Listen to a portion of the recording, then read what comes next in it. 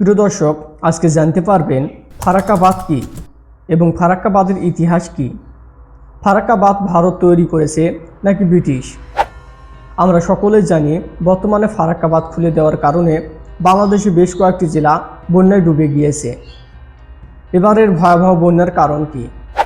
যে বাঁধের কারণে বাংলাদেশের কিছু অংশ বন্যায় ডুবে যাচ্ছে, সেই ফারাক্কা বাঁধ সম্পর্কে জানা উচিত। ভারতের পশ্চিমবঙ্গ রাজ্যের মুর্শিদাবাদ জেলার অবস্থিত গঙ্গা নদীর উপারে অবস্থিত একটি বাঁধ, যেটিকে বলা হয় ফারাক্কা বাঁধ। ফারাক্কা বাঁধ 1962 সালে নির্মাণ করা হয়। প্রায় $1 বিলিয়ন ব্যয় করে ফারাক্কা বাঁধটি নির্মাণ করতে হয়। এরপর 21শে এপ্রিল 1975 সালে বাঁধটি চালু হয়। বাঁধটির দৈর্ঘ্য 2304 কিলোমিটার। ব্রিটিশ সরকার পলি জমা হওয়ার কারণে কলকাতা বন্দরে জাহাজ ভেড়ানোর অসুবিধা হয়।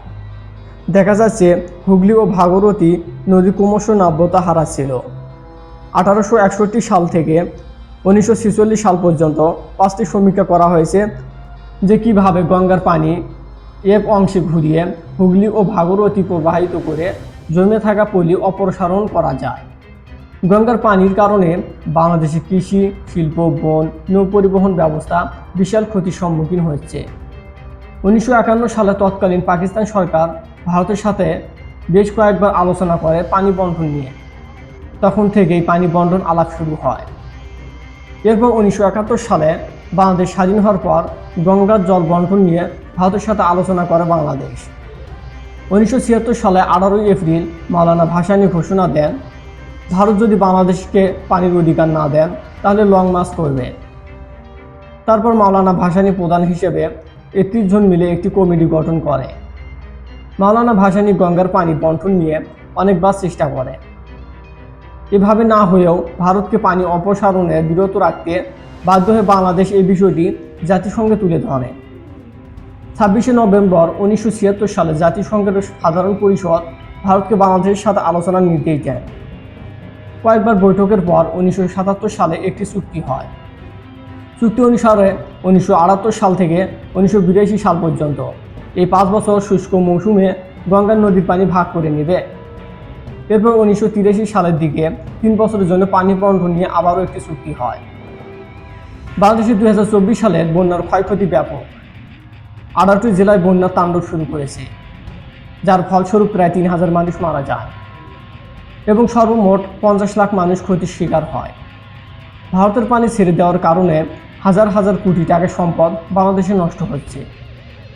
এত ক্ষয়ক্ষতি সামলানো বাংলাদেশের জন্য খুবই কঠিন। এখন অনেকের মনে প্রশ্ন জাগে, বাংলাদেশ যদি নতুন করে একটি বাঁধ তৈরি করে তাহলে বন্যা আটকানো যাবে? আসলে বাঁধ নির্মাণ করলেই সমস্যার সমাধান হবে না। নদীর পানি সবসময় উঁচু জায়গা থেকে নিচু জায়গার দিকে যায়। যেমন উপর থেকে কোনো কিছু ফেলে দিলে সাধারণত তা নিচে পড়বে, কখনো উপরে যাবে না। সেক্ষেত্রে নদীর পানি সবসময় নিচের দিকে যাবে, মানে বাংলাদেশের দিকেই যাবে। এক্ষেত্রে দুটো জিনিস হবে, নদীর ব্যারেজের আশেপাশের একটা অংশ আরেকটা বিকল্প রুট তৈরি করে সেদিক দিয়ে প্রবাহিত হতে শুরু করবে। অন্যটি হচ্ছে নদীর পানি বাঁধের একদম উপরে জমা হতে থাকবে। এক সময় পানির চাপে বাঁধ ভেঙে যাবে। তাই বলা যায় বাংলাদেশে বাঁধ নির্মাণ করে তেমন একটা লাভ হবে না।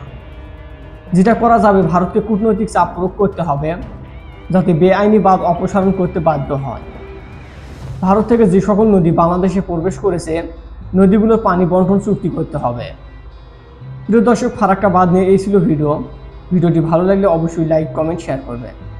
ভিডিওটি সম্পূর্ণ দেখার জন্য অসংখ্য ধন্যবাদ।